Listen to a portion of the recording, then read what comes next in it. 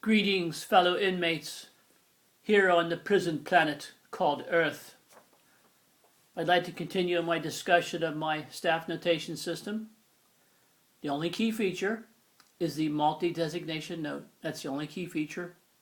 And I've assigned a copyright date, though, like I said before, I can't be sure if that's the actual date. It doesn't matter. I worked on it for many, many years, and it kind of gave me a headache.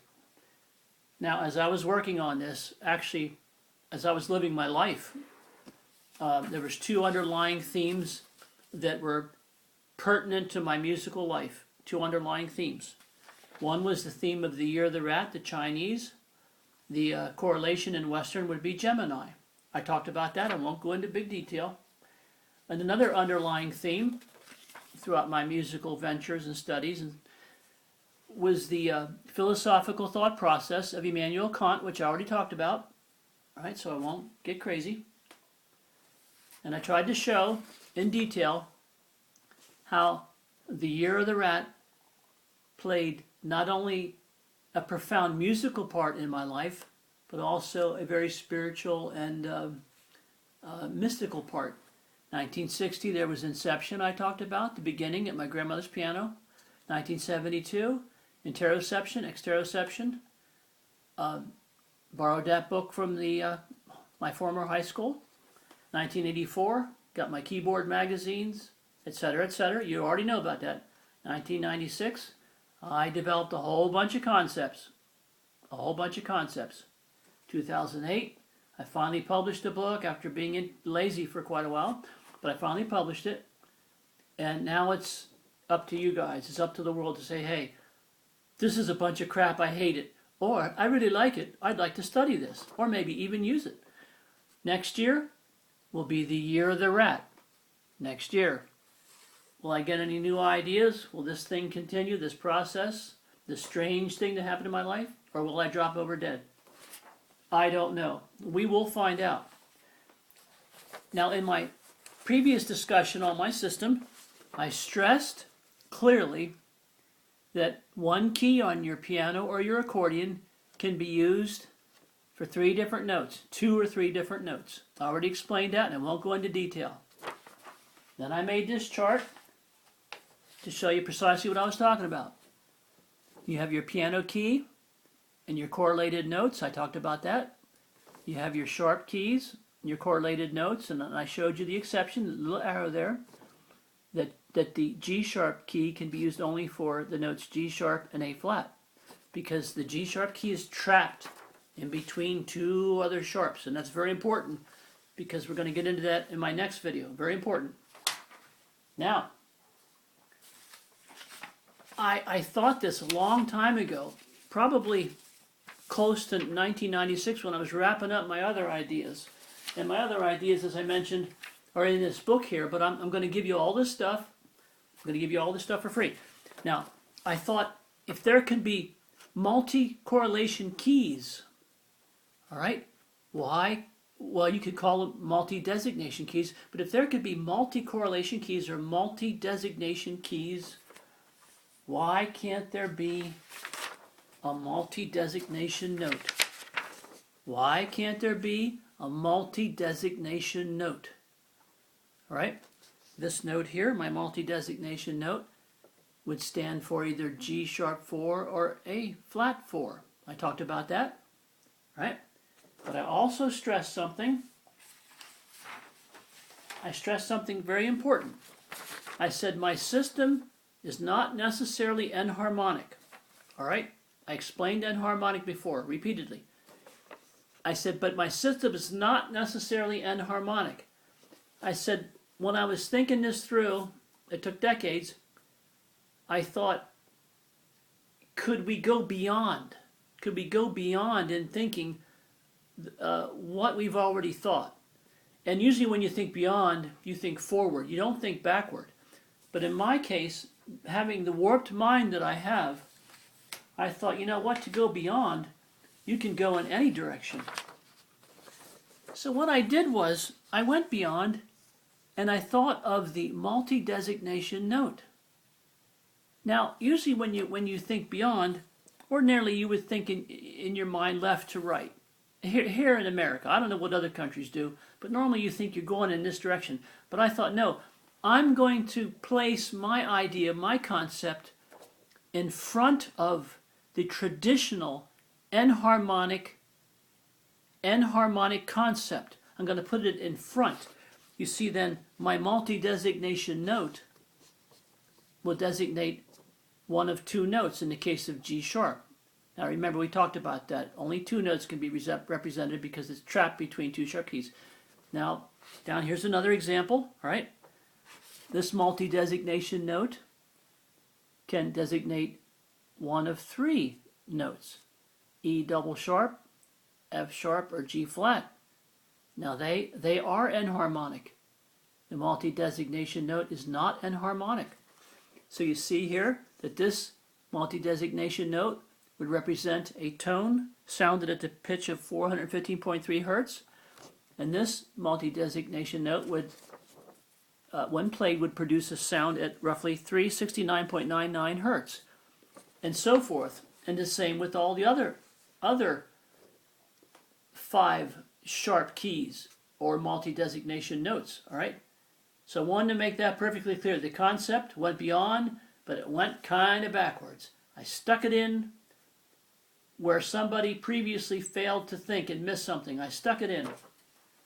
So then I made a different chart. All right. Instead of piano keys, we just have notes. And here's your multi-designation notes. This is from your practical note set. That's very important because we're going to talk about that tomorrow. But for today, we talk about the practical note set. Practical meaning usable, serviceable.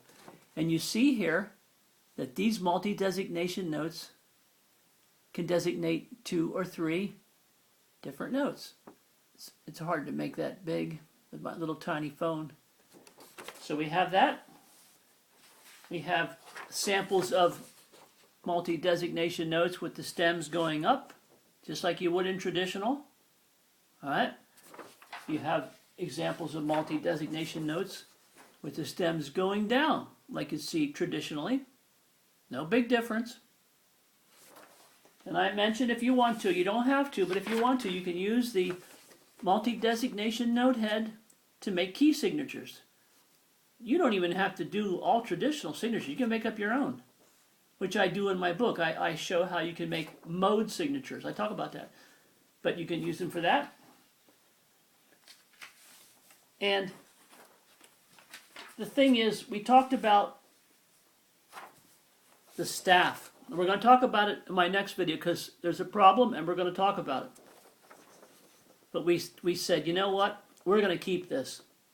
Despite all the problems and all the potential obstacles and such, we're going to keep this. Because from 1650 to next year, the year they're at, 370 years will have passed. And no one has supplanted this. No one has replaced this. No one has superseded this. God knows they tried, but it hasn't been done. And we mentioned in the previous video that it's already a familiar standard. It's already, everybody knows. Everybody noticed. So, oh, look at that. That's a traditional staff. See? Familiar. It passed the test of time. All these years have passed. Nobody has beaten this. Nobody's beaten it into submission. It's apex proximal, meaning even if it has peaked already, or even if it's going to peak, it's still so close to the apex, the high point of its usefulness, that it's still serviceable. And of course, I always say simplify and standardize. It's simple. It's just that simple. All right? So that's important.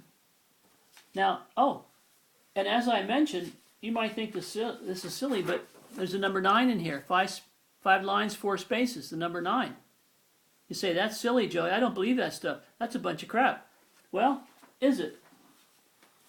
When I first started this whole process in 1960, sitting beside my grandmother, pressing the G key, G, one key, one note. 1960, year they're at, played the G. 1996 or thereabouts, like I said, I can't be sure. I moved up 1/2 step to the G sharp. Now remember, the G sharp is trapped in between the two other sharp keys. This is very important, especially for tomorrow's video. I moved up 1/2 step. It took me 36 years to move 1/2 step to get my multi-designation note. 36 years. 36 reduces to 9. 9. The move, 36 years, 1/2 step, alphanumeric, 1, 2, 3, 4, 5, 6, 7, 8, 9. 1/2 step, 9. And if you don't believe that, in my practical note set, the one I promote, I'd like you to use it. 1, 2, 3, 4, 5, 6, 7, 8, 9. The G sharp, my buddy, the G sharp. The note that pushed me over the edge and helped me jump into the pool of musical goodies. Now, you say, well, the system's goofy. Why even bother? Why even bother using it? Well, we use the staff that's unchanged. It's traditional. We use the staff that's unchanged. It's traditional. All right. I say there's only one new symbol. All right. Only one new note head and only one position. Now, in my next video, I'm going to contradict that a little bit, but it's going to be cool. Everybody's going to be okay. And specifiers are not needed. You won't need these. They used to be called accidentals. You won't need sharps and flats. You just won't need them. Right? Number 4, note duration. If you study the alternative systems that I mentioned, and I mentioned how I got this book, I don't remember what year, early 80s. It had to be after 84, I would imagine. Okay, and I was inspired by the non-conventional notations that he mentioned, all right? So, note duration, for those trying to create an alternative system, has been a problem, a big problem.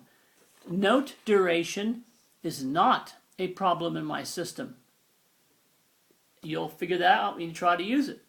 3, there's envision, I call it envision keyboard capability. In my system, there's a way to envision the keyboard if you use it long enough and you think about it. You say, well, that's silly. It can't be done. That's why they scrapped the 5-line staff. I say, no, they didn't think it through. This is what I do. I look for things that people missed. I've done it all my life. I look for things that people miss.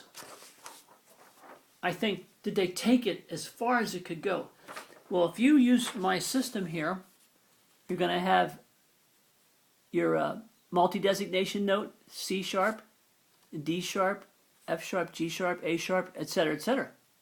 Now, what I did was, when I made this chart, which is incredibly difficult because my one computer is very, very old, what I did was, instead of placing these notes exactly on the line or exactly under the line, I left a wee little bit of space. I left a little bit of space on purpose, because if you do that, you can envision the piano or accordion keyboard. You see, I left a little bit of space in there, just a little bit. You can actually, as you use the system over time, you can envision the keyboard. I cheated by pulling the notes apart a little bit, but even with cheating, you can see clearly that mine is close to giving you the capability to envision as possible. And that's other than using music composition software, piano roll. They call it the piano roll. All right, you got that? Now, these systems, I have to admit, my Stradella read recognition, I didn't finalize this until 2011 when I saw this girl named Anna on the internet. She plays the accordion, A-N-N-A, Anna. She's German, and she's beautiful. And so she inspired me to buy an accordion, and then I finalized my system. But all these here go back to the very beginning. to go way back to the process. Excuse me, because in 1984, really when I really kicked things into gear, and my perception was strong, very strong. My systems between 84 and 96 were tentative. They weren't completely worked through. You see, they were tentative until I bought that John Mahegan jazz book, and that was it. That just did something to my brain and made me put it together. But I wanted to tell you that that my other systems are old, but this one's not that old. So once again, I thank you for being patient. And in the next video, I have to talk about something. If I have a viewer, a man who pays attention, and he wrote to me and said, okay, blah blah blah blah blah, and I want to discuss that in my next video. I want to make it perfectly clear, and that's it. I thank you for being incredibly patient, and I hope to see you soon. Good night.